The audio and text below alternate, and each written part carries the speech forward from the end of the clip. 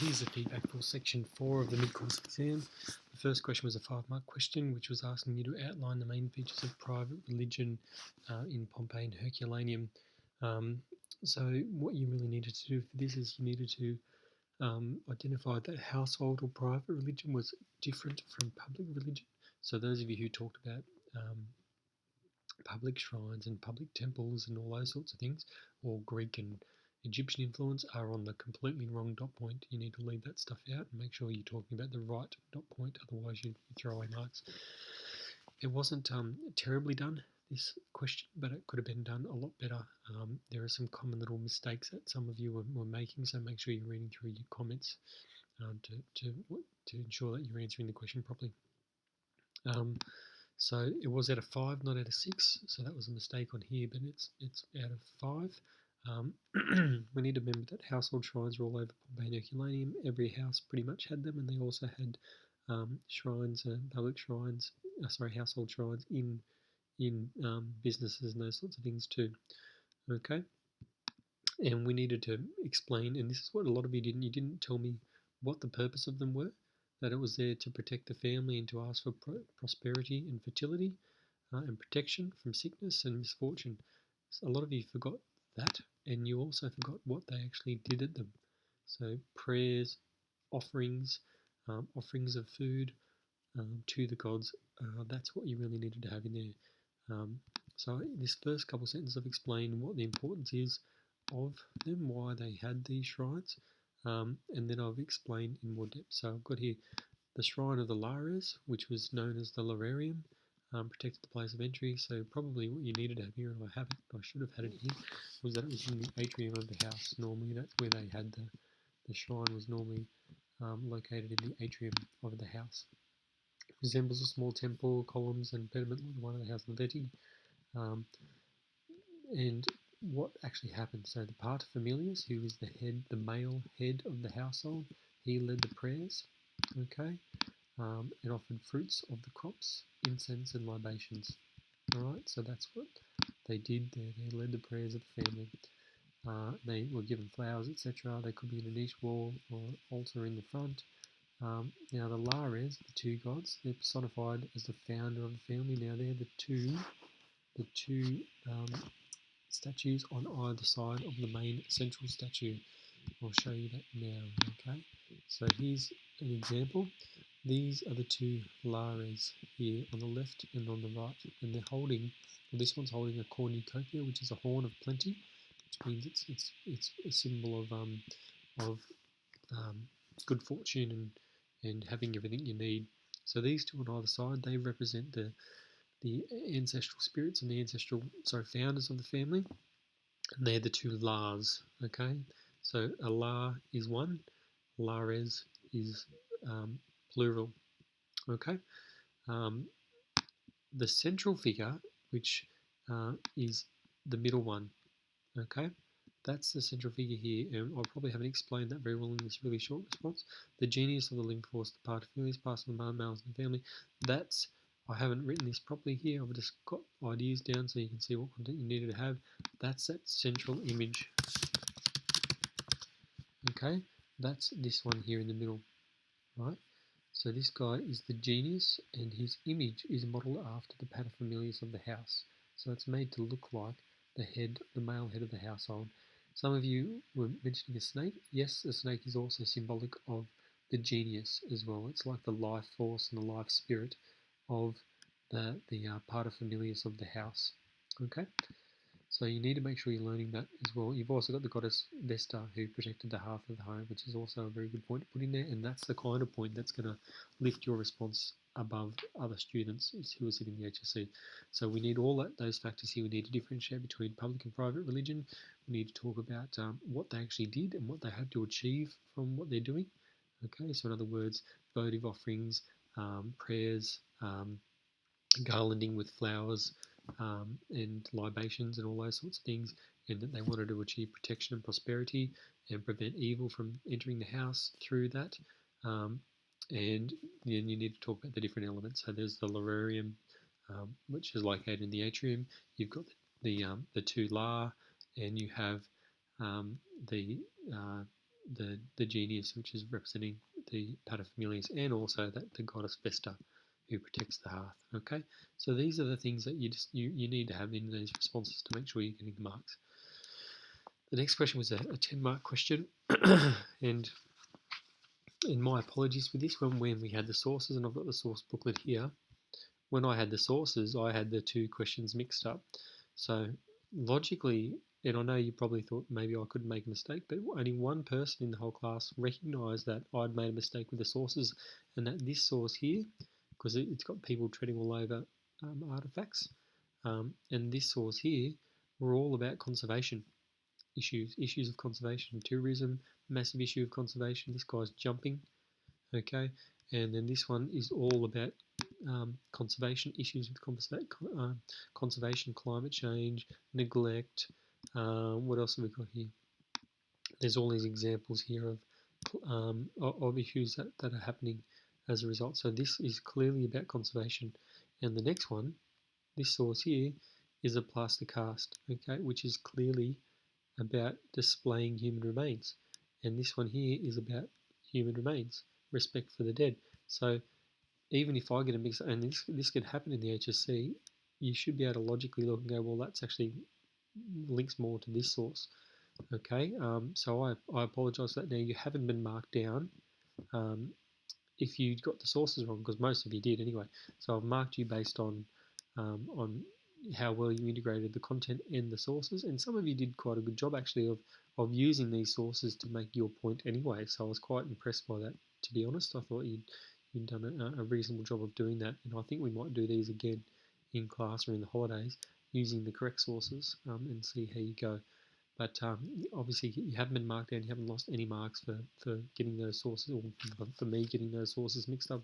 I've marked them based on their merit, and it was probably good practice for you all, to be honest, in utilising sources that are difficult. So it was probably a good opportunity for you to learn how to do that, and to do that under a little bit of pressure.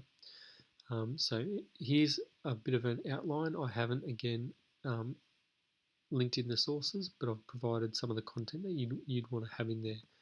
Okay, so the study and display of human remains, that's the first question here. You need to talk about both sides of the argument. Now, there's two aspects here. There's study, okay, and there's display, right? So you need to basically, if the question here was, assess the ethical issues surrounding the study and display. So you need to say what are, how important are those ethical issues. To do that, you need to say the positives and negatives. Why is it important to study the remains? And you can very briefly provide some examples of what information we've gained. So that's when you can use Laser and Beasel, and how their study of human remains has helped us really understand the past, okay, better than we could have without the study of the human remains. We know more now and why that's important, but also how to study them is to perhaps show disrespect towards those human remains and throw out those, would we want our family members and our ancestors, studied in such a way. So that you have to provide both sides to the study aspect, and you have to provide both sides to the display aspect. So with the display aspect, you've got to say, well, it really depends on the purpose of the display. If it's for macabre fascination, if it's to present a grotesque tableau, then the purpose of the displaying of the human remains is not appropriate, and that shouldn't happen. But if the purpose of displaying the human remains is done in a tasteful way, and if it's about understanding the past and understanding the people of the past much more clearly, that's a bit different. So you need to make sure that you're throwing out both sides of the argument there for both. I've also got this one here. One person had this in the House of Menander, which is a good one for the study of human remains and how they can be exploited. If you don't know what I'm talking about, it's in the iBook and use it. It's a very good example for this particular question. I've just put a whole heap of explanations here as well. So feel free to read through this. Some of you, I think, were finding this harder than the other question. Maybe, I'm not sure. What we need to do is be able to say what we can learn from the remains, but we don't want to make that the focal point, and how, some of the ethical issues around it. So how I would be using the sources for this one, the actual sources, this way. You want to talk about how, how stark and how, not frightening, but how impactful seeing this remain is. So this is your display kind of question aspect here with this baby, which is, and some of you are using the term mummified. It's not mummified. Okay, it's a plaster cast. It says in here it's a plaster cast. So you need to be really clear on that and how it shows. It's so accurate in showing the features of the child that it can be quite stark. And is it appropriate to be looking on these images? Does it benefit us to look at them, or is it really about frightening us about how, or being macabre and being fascinated rather than about learning? So that's how you would integrate that source there. And you can incorporate lots of things about Fiorelli, about how there are still bone fragments seen. In fact, that's a bone fragment up here that maybe some of you pointed out. The other one he had quite a lot, and this was about study. Okay, studying human remains, and it talks about CT scanning that allows us to study the human remains without invading them. Some of you picked up on that. Some of you just didn't really, you were using the wrong source. So this one's more about how you can still study the sources without necessarily invading them and without destroying them. And it's got some quotes here: respectfully stored, best conditions, preservation, handling and treatment, all those kinds of things. So it's about being respectful. So why do we curate the display of human remains at all? It's controversial. So there's so much in here that you can pull out. Huge benefits to living to human remains available to study. Benefits must be set against feelings of the community with strong connection to some of the human remains in the museum collection. There's all these things that you could have really pulled out for this one. Okay, so this question could be done a little bit better. Okay, and we might do that one again in class. Okay, the other question, we'll go back to here. The second question is here, and in fact, sorry, I'll just make the point there that where are we? You've got CT scans and technology here, and then that's a really good tie into Beasel and Laser's work and how they've used the same sort or similar sort of technology to determine. So there's lots of tie-ins that you could use for that source. Back to this question here, the second question, you've got the challenges of conserving the ancient sites. And this question now, this is really important. The question here, and I'll make it bigger. The question here is, using the two sources and your own knowledge, explain the conservation issues. So there are two questions you can get about conservation. One is, what are the issues? And the second one is, assess the success of the groups. So one question is about what problems are they facing, and the other question is about what have groups done. So the first one is what evidence do we have of things that are destroying the site, and the second one is what have groups like the Herculaneum Conservation Project, the Pompeii Trust, what have they done to try and prevent that from getting worse? So very quickly, you want to really start by saying that there are a whole heap of challenges and just maybe outlining some of them. Some of them are natural, weather, climate. Others are tourism. Others are lack of funding. They're the kinds of things, and they're really the three essential factors that you're going to have in there as well. Okay, and you can still provide examples like the Herculaneum Conservation Project. You want to link in tourism, because then you can link in those sources where you've got here really clear example of tourists, and lots of them, disrespecting the artifacts and jumping from stepping stone to stepping stone. That can help you tie in the fact that there are 25 million visitors to Pompeii each year, how much of an impact that's going to have on the sites. You've got a kid here who's got a stick messing around with something there. So it's about these kinds of issues that you need to raise. And then the flip side of that, which some of you forgot about, was the fact that the money coming from the tourism, because of a law that was passed, goes directly back into funding conservation efforts at Pompeii.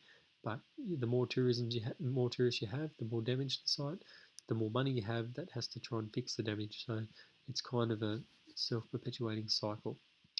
The other source had lots of stuff here on issues, well-worn path.